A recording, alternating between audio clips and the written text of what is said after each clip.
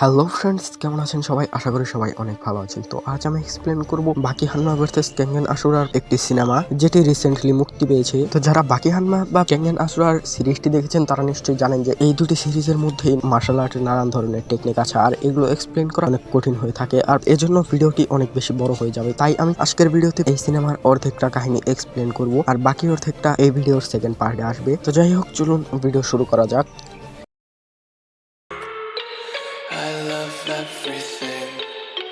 Fire spreading all around my room. My world's so bright, it's hard to breathe, but that's alright. Hush.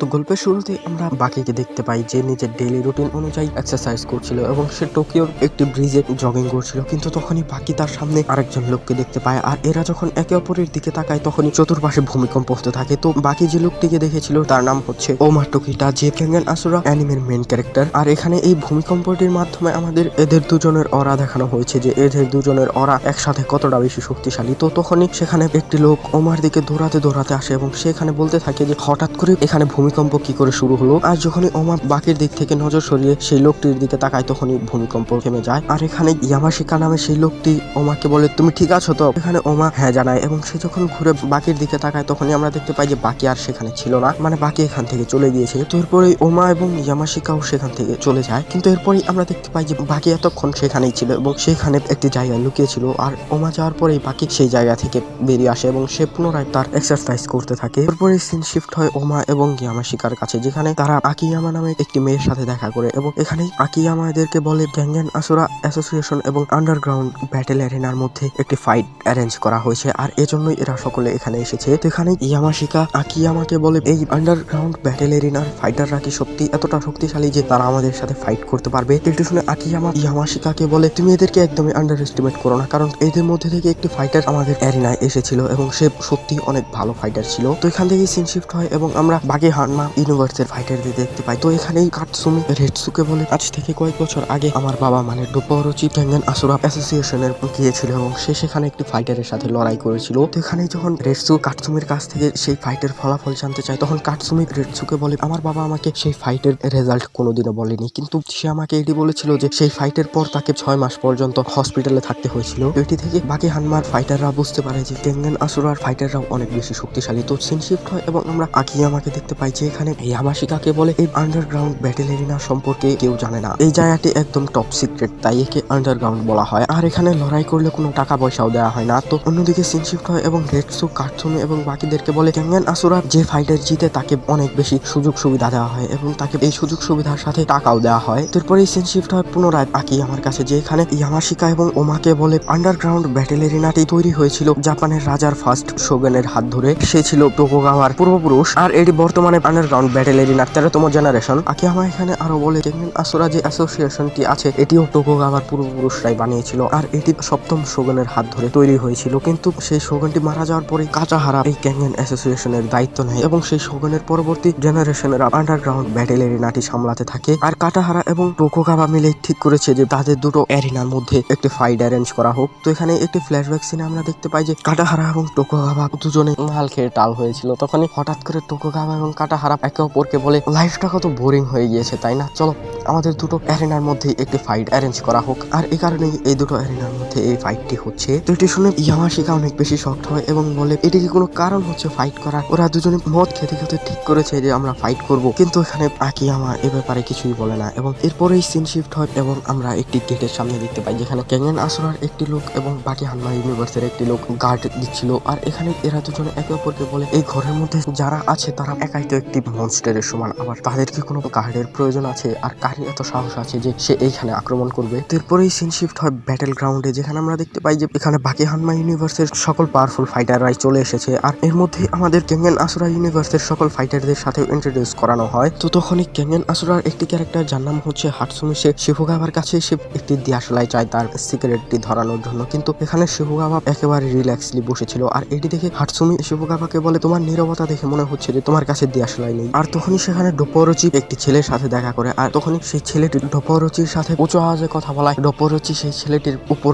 অনেক শক্তিশালী একটি punch করতে যাবে কি এমন সময় ডোপোরোচি থেমে যায় এবং সেখানে সেই ছেলেটিকে বলে, না তুমি চিন্তা করো না, আমি তোমাকে মারবো না, কারণ এরকম ভাষা তুমি তোমার বাবার কাছ থেকে শিখেছো। তো এটি দেখে সেই ছেলেটি ডোপোরোচিকে বলে, হ্যাঁ আমার বাবাও আপনার সম্পর্কে অনেক কথা বলেছে। তো এখানে ডোপোরোচি যে ফাইটারটির সাথে লড়েছে সেই ফাইটারটি হচ্ছে এই ছেলেটির বাবা। আর বন্ধুরা, এই ছেলেটিও কিন্তু অনেক দারুণ একটি ফাইটার, যেটি আমরা কিছুক্ষণ পরেই জানতে পারবো। তো তখনই সেখানে জুলিয়াস এবং বিস্কিট অলিভা একে অপরের সামনাসামনি হয়। আর এখানে আমরা দেখতে পাই এরা দুজনেই কারোর চেয়ে কেউ কম ছিল না, কারণ এদের দুজনের কাছে অনেক শক্তিশালী মাসেল পাওয়ার ছিল। তো এটি দেখে জুলিয়াস অলিভাকে জিজ্ঞেস করে, তুমি এই মাসেল কি করে বানালে? তো এটি শুনে অলিভা বলে, না বেশি কিছু করতে হয়নি, শুধুমাত্র একটি উড়ন্ত হেলিকপ্টারকে টানতে হয়েছে। আর এরপর অলিভা জুলিয়াসকে জিজ্ঞেস করে, তোমারও তো দেখি অনেক শক্তিশালী মাসেল, তো তুমি এগুলো কি করে বানালে? তো জুলিয়াস এখানে অলিভাকে বলে, আমিও বেশি কিছু করিনি, শুধুমাত্র কয়েকটি ফুল স্পিডে চলা রেসিং কার কেটে এনেছি। তো এরপরেই বাকি হানমা ইউনিভার্সের লোকেরা এবং কেঙ্গেন আসুরার ইউনিভার্সের লোকেরা একে অপরের অপোজিট সাইডে বসে পড়ে এবং এখানেই এরা একে অপরের সম্পর্কে কথা বলতে থাকে এবং ভাবতে থাকে যে কে কতটা বেশি শক্তিশালী হতে পারে। তো এমন সময় সেখানে এই দুই বুড়ো বলে, তোমরা কেউ চিন্তা করো না, আমরা আগে থেকেই ঠিক করে রেখেছি যে কে কার সাথে লড়বে। আর এখানেই প্রথম ফাইটের অ্যানাউন্সমেন্ট করা হয় সেই ছেলেটি যাকে আমরা ডোপোরোচির সাথে দেখেছিলাম তার এবং কোরো হানাইমার মধ্যে। আর এখানেই আমাদের ফাইটের নিয়ম বুঝিয়ে দেওয়া হয় যে ফাইটে কোনো অস্ত্র ব্যবহার করা যাবে না, কিন্তু যদি কোনো অস্ত্র আগে থেকেই শরীরের মধ্যে থাকে তাহলে সেটিকে কোনো বাইরের অস্ত্র হিসেবে গণ্য করা হবে না। আর এই ফাইট ততক্ষণ পর্যন্ত শেষ হবে না যতক্ষণ পর্যন্ত কেউ মারা না যাচ্ছে কিংবা হার না মেনে নিচ্ছে। তো এরপরেই শুরু হয় এদের দুজনের মধ্যে লড়াই। কোরো হানাইমা এবং সাপেং একে অপরের সামনাসামনি চলে আসে এবং এখানে আসার সাথে সাথে সাপেং কোরো হানাইমার উপর আক্রমণ করে দেয় এবং সে এখানে কোরো হানাইমার উপর লাগাতার আক্রমণ করছিল এবং সে চোখের পলকে 100-এরও বেশি পাঞ্চেস মেরে ফেলে কোরো হানাইমাকে। কিন্তু তখন সেখানে কোরো হানাইমা নিজের অ্যাটিটিউডের সাথে সাপেংকে একটি ঘুষি মারে আর সাপেং এটিকে নিজের হাত দিয়ে ব্লক করার চেষ্টা করে, কিন্তু কোরো হানাইমার এই ঘুষিটি এতটা বেশি শক্তিশালী ছিল যে সাপেং এটিকে ডজ বা ডিফেন্ড কিছুই করতে পারে না। আর সাপেং এখানে অনেক দূরে গিয়ে পড়ে। তো এরপরেই কোরো হানাইমা নিজের কাপড় ছিঁড়ে ফেলে এবং এখানেই কোরো হানাইমার সেই লেজেন্ডারি ট্যাটুটি তার পিঠ থেকে ভেসে ওঠে।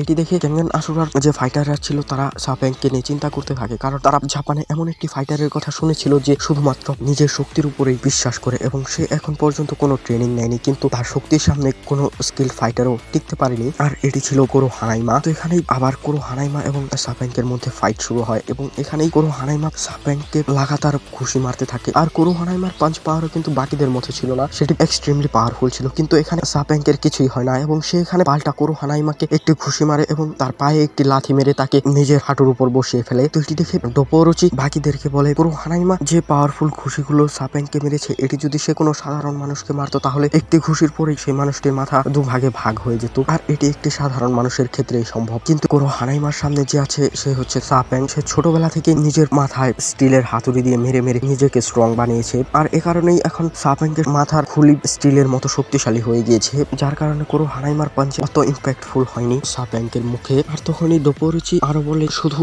সাপেংকের মাথার খুলি নয়, তার সম্পূর্ণ শরীরের প্রত্যেকটি হাড়ি এক একটি স্টিলের মতো শক্তিশালী হয়ে গিয়েছে, কারণ যদি এমনটা না হতো তাহলে কোরো হানাইমার পাঞ্চের ইম্প্যাক্টের ফলে সাপেংকের ঘাড় ভেঙে যাওয়ার কথা ছিল, কিন্তু এখানে সাপেংকের ঘাড়ের হাড়ও এতটা বেশি মজবুত যে সে এই পাঞ্চের ইম্প্যাক্টটি সহ্য করে নিয়েছে। আর এরপরেই সাপেং কোরো হানাইমাকে ধরে লাগাতার তার মুখে পাঞ্চ মারতে থাকে। আর এটি দেখে কেঙ্গেন আসুরার ফাইটাররা মনে করে হয়তো সাপেং জিতে গিয়েছে, কিন্তু আসলে এটি কোরো হানাইমার একটি চাল ছিল, সে শুধুমাত্র একটি সুযোগের অপেক্ষায় ছিল। আর এখানেই কোরো হানাইমা সাপেংকের হাতটি ধরে ফেলে এবং সেখানে সাপেংকের হাতে এতটা প্রেসার দেয় যে তার হাতের মাসেলই ফেটে যায়। তো এটি দেখে কেঙ্গেন আসুরার ফাইটাররা বলতে থাকে, আমরা কোরো হানাইমার সম্পর্কে যে সকল কথা শুনেছিলাম এগুলো একটাও গুজব ছিল না, কোরো হানাইমার হাতে সত্যি এতটা শক্তি আছে। আর এরপরে কোরো হানাইমা সাপেংকে ধরে অনেক জোরে একটি পাঞ্চ মারে, যার ফলে সাপেং উড়ে গিয়ে অনেকটা দূরে পড়ে, কিন্তু তবুও সাপেং পুনরায় ফিরে আসে এবং এটি দেখে কোরো হানাইমা সাপেংকে জিজ্ঞেস করে, তুমি কি এখনো লড়তে চাও? তো এটি শুনে সাপেং কোরো হানাইমাকে বলে, যতক্ষণ পর্যন্ত আমার নিঃশ্বাস চলছে ততক্ষণ পর্যন্ত আমি হার মানবো না। আর এটি শুনে কোরো হানাইমা সজোরে সাপেংকের মুখে একটি পাঞ্চ মারে, কিন্তু তখনই সাপেং নিজের মাথা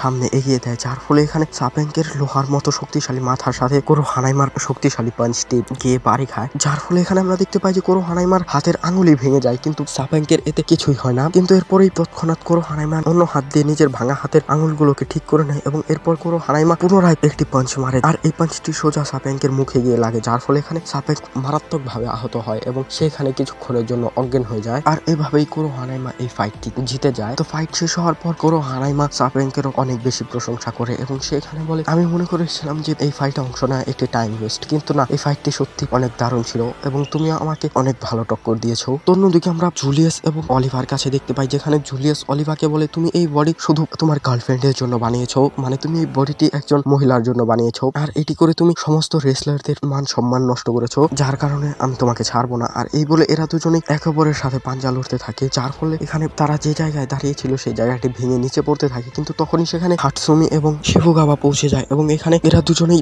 হাইকি টেকনিকের মাধ্যমে হাটসুমি অলিভাকে দূরে ছুঁড়ে ফেলে দেয় এবং শিফুগাওয়া জুলিয়াসকে ছুঁড়ে ফেলে দেয়। মানে এরা দুজনেই একে অপরের টেকনিক দেখিয়ে ইনডাইরেক্টলি একে অপরকে চ্যালেঞ্জ করছিল। কিন্তু তখনই সেখানে দ্বিতীয় ফাইটের অ্যানাউন্সমেন্ট হয়, যেটি হবে জ্যাক হানমা ভার্সেস রিয়ানকুরের মধ্যে। এই ফাইটটি এবং বাকি হানমা ভার্সেস ওমার ফাইটটি আমরা দেখবো এই ভিডিওর সেকেন্ড পার্টে। মুভির লাস্ট সিনে এখানে ইউজিরো হানমারও এন্ট্রি হবে, তো সেজন্য দ্বিতীয় পার্টটি মিস না করতে চাইলে চ্যানেলটিকে সাবস্ক্রাইব করে রাখবেন। আর এক্সপ্লেনেশন কেমন লাগলো সেটি কমেন্টে নিশ্চয়ই জানাবেন। তো আজকের জন্য এতটুকুই, পুনরায় দেখা হবে এই সিনেমার সেকেন্ড পার্ট নিয়ে। ততক্ষণের জন্য বাই।